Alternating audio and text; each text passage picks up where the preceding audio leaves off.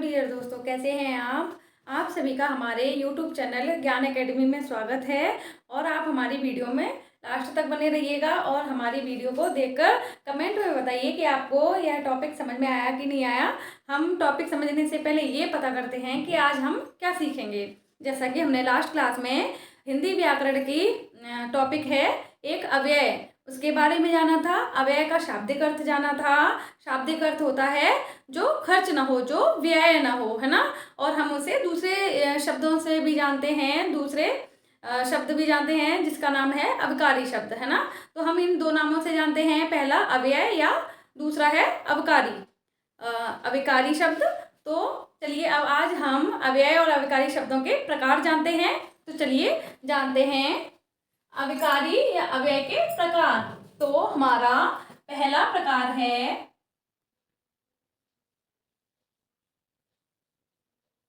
क्रिया विशेषण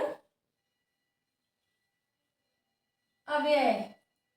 ओके, दूसरा है हमारा संबंध बोधक अव्यय। तीसरा है हमारा समुच्चय बोधक अव्यय। ओके, और लास्ट चौथा है हमारा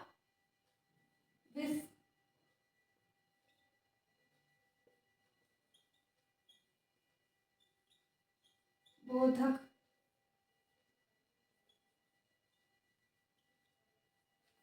ओके, चौथा है हमारा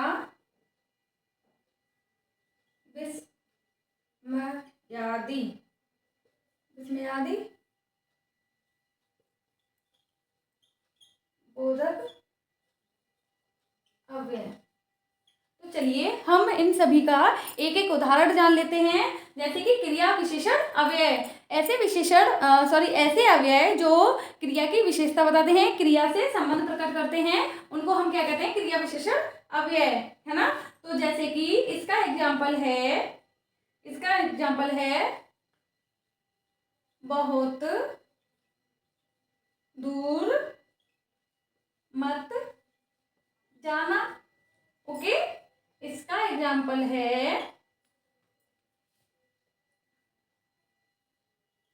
विद्या बिना मनुष्य पशु के समान है। ओके, अब है हमारा तीसरा है हमारा समुच्चय बोधक अव्यय। इसका एग्जाम्पल है सीता